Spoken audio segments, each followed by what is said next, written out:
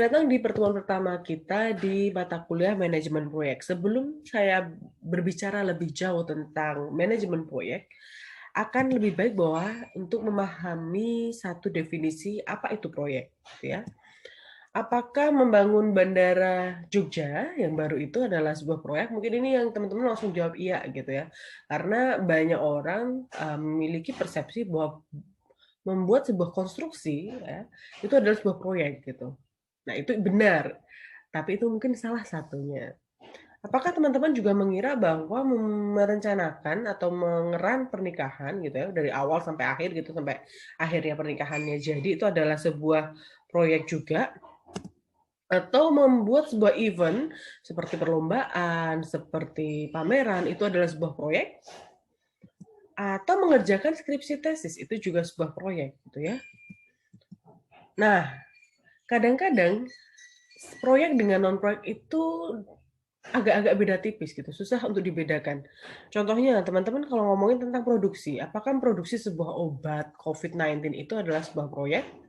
Atau memproduksi pesawat, tadi kan kita ngomong bandara baru, terus kita memproduksi pesawat, itu adalah sebuah proyek gitu ya. Atau produksi kopi gitu ya, di coffee shop gitu ya, ada memproduksi kalian order, terus habis itu baristanya itu kasih kopi gitu ya, atau kasih kopi gitu, apakah itu sebuah proyek atau enggak? Nah, ini seperti saya mau garis bawahi di sini bahwa proyek dan non proyek itu uh, beda tipis gitu ya, mau mendefinisikan mana yang proyek, mana yang enggak. Nah, maka itu untuk tahu bisa bedain mana yang proyek, mana yang enggak, kita harus balik ke definisi tentang apa itu proyek. Proyek itu didefinisikan sebagai rangkaian aktivitas di mana dia mempunyai beberapa sumber daya gitu ya, dan dia melibatkan beberapa sumber daya dalam waktu yang terbatas dan memiliki goal yang terbatas. Jadi nggak cuma waktu aja, di sini sumber dayanya juga banyak gitu ya. Sumber daya di sini contohnya adalah uang gitu, misal cost-nya terbatas, waktunya terbatas, punya goal, ada serangkaian aktivitas, dan yang terakhir adalah sebenarnya ada satu hal, yaitu proyek itu memiliki produk yang unik atau service yang unik hasilnya nanti gitu ya. Misal teman-teman tanya, Bu, tapi kan pernikahan satu sama pernikahan lainnya itu kan mirip ya, Bu. Maksudnya dia sama lah, hasilnya adalah uh, acara pernikahan. Ya, sama, tapi bisa aja beda. Misal nih, di satu pernikahan dia maunya di gedung indoor, satunya di gedung outdoor. Kan bisa beda tuh. Dalam mengeran proyeknya juga beda gitu ya. Mungkin yang satunya butuh pawang hujan, satunya enggak gitu ya.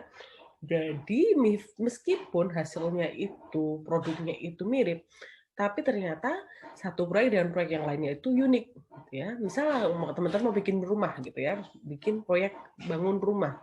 Satunya tingkat 2, satunya tingkat 3. Beda kan? Atau sama-sama tingkat 2, tapi pasti eksteriornya beda dan lain sebagainya. Bisa jadi itu proyeknya juga akan bisa berbeda, ya. Nah, ini ada beberapa hal yang bisa membedakan satu event atau satu aktivitas itu proyek atau bukan. Pertama, dia punya waktunya limit gitu ya. Ada awal dan ada akhirnya. Contohnya nih, kalau kalian ngerjain skripsi atau tesis, pasti kalian ada pertamanya gitu ya. Pertama kalian ketemu DPS kalian, sampai di akhir nanti kalian yudisium. Berarti ada time frame-nya kan. Nah, kalau pekerjaan itu tidak ada time frame-nya, kayak misal kalian melakukan produksi ya, produksi obat COVID gitu ya. Itu kan kalian hanya mereplikasi kegiatan aja gitu ya, nggak ada awal dan nggak ada akhirnya gitu ya. Walaupun teman-teman, ya kan ada awalnya Bu, tapi nggak tahu kan kapan akhirnya. Dia pekerjaan yang rutin, berarti itu bukan proyek gitu ya. Kedua, menghasilkan produk yang unik. Gitu. Seperti saya katakan tadi, bahwa meskipun mirip hasilnya, tapi ternyata berbeda gitu ya. Gitu ya, teman-teman perlu bisa dilihat. Jadi kayak misal tadi ya kita ngomongin tentang project gitu ya, apakah wedding itu project? Yes. Apakah ngeran kompetisi, ngeran pameran itu proyek? Yes. Apakah skripsi tesis itu proyek? Ya. Apakah produksi pesawat, produksi obat COVID itu adalah proyek? Bukan. Yang menjadi proyek di sini mungkin adalah R&D-nya. R&D bikin obat COVID gitu kan, itu adalah proyek. Atau R&D rancang pesawat, itu juga proyek. Jadi dia punya awal dan akhir. Nah, sedangkan produksi itu lebih ke operasi. Jadi dia punya rutin gitu ya. Ada awal dan nggak ada awal dan nggak ada akhirnya gitu. Dia nggak ada time frame-nya gitu ya. Jadi dia lebih bersifat rutin gitu, sebuah produksi ya, operasi. Nah, karakteristik project itu biasanya kita kenal dengan triple constraint. Jadi project itu punya trade-off atau constraint. Dia punya constraint schedule, bisa jadi dia juga constraint dalam budget, atau constraint-nya juga dalam scope. Biasanya ada yang perlu dikorbankan. Contohnya nih, oke, budgetnya banyak nih, tapi waktunya terbatas, ya kan? Bisa jadi seperti itu. Atau scope-nya gede nih, scope-nya luas gitu ya. Maksudnya misal kalian bikin scope itu adalah nanti akan ada materinya dia. Nanti ke depan kita akan ngomongin tentang scope, tentang schedule, tentang budget. Terutama untuk sebelum UTS ini saya akan ngomongin tentang scope dan schedule. Nanti setelah UTS Pak Budi Hartono akan menjelaskan tentang budget dan risk gitu ya.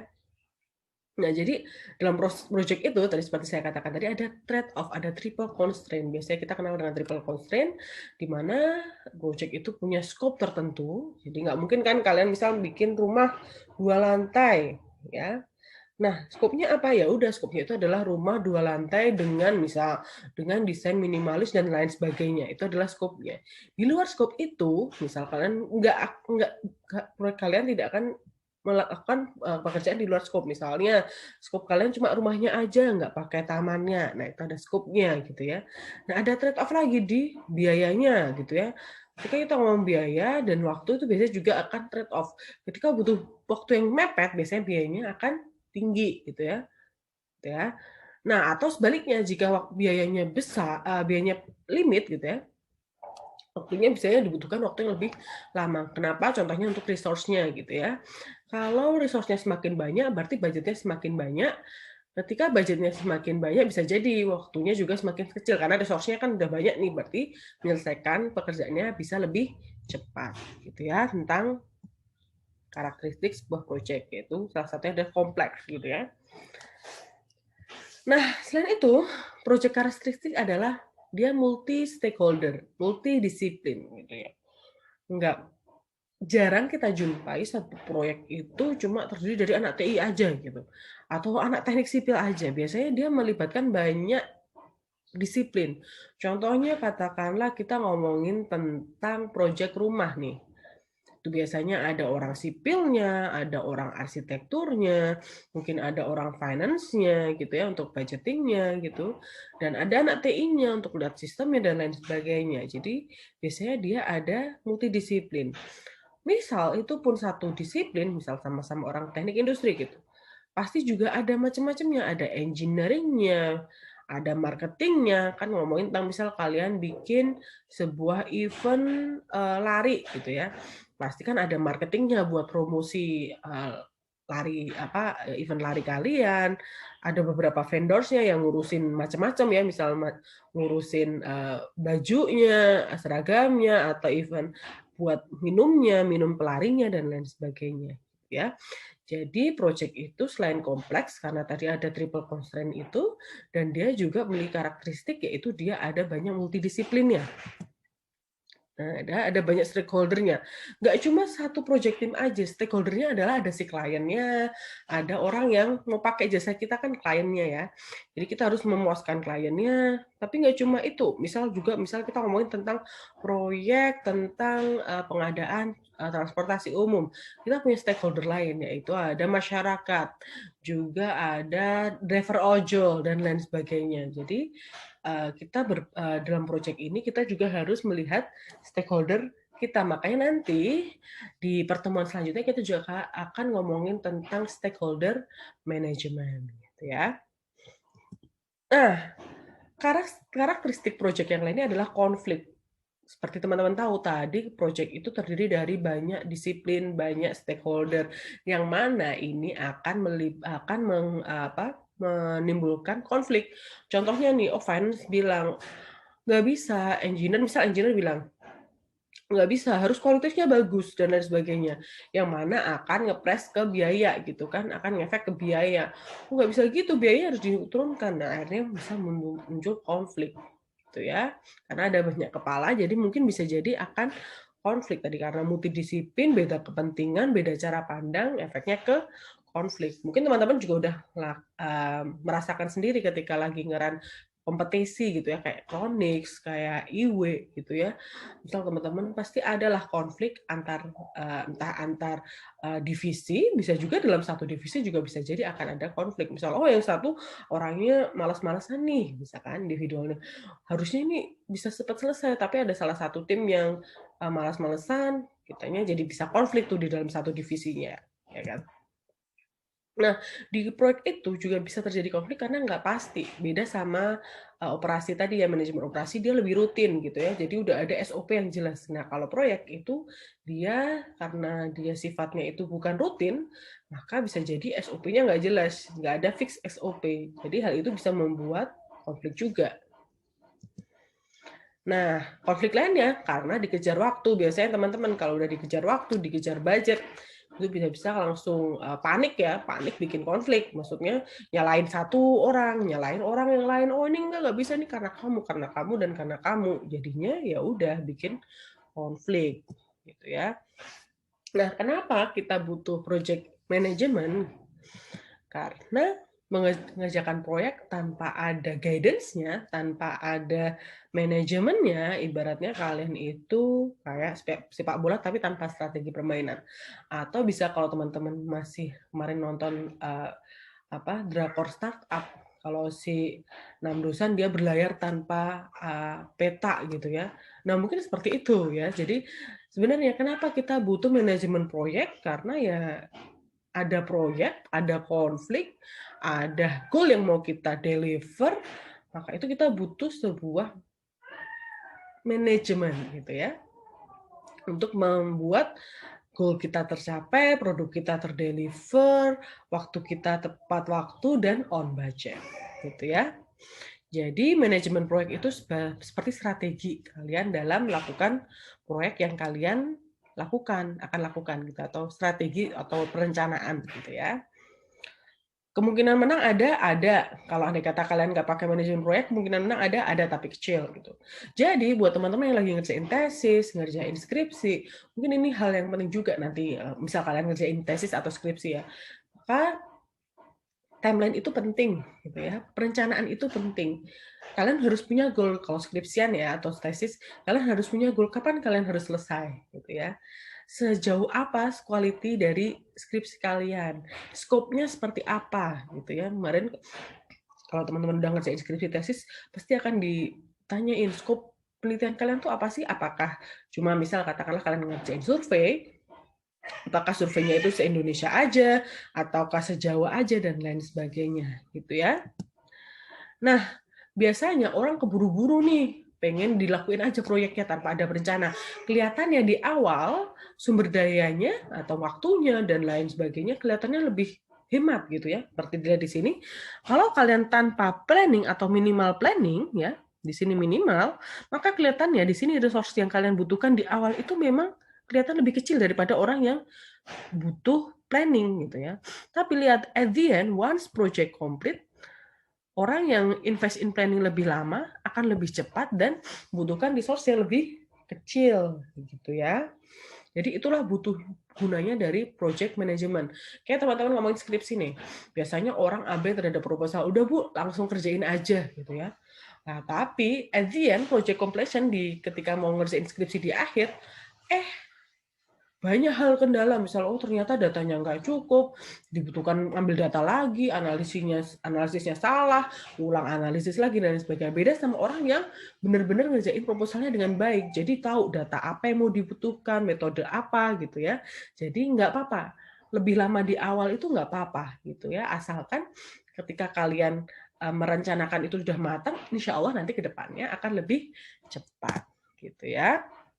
Nah, ini ngomongin tentang risiko dalam proyek, yang nanti akan lebih dijelaskan lagi oleh Pak Budi Hartono di materi setelah UTS gitu ya.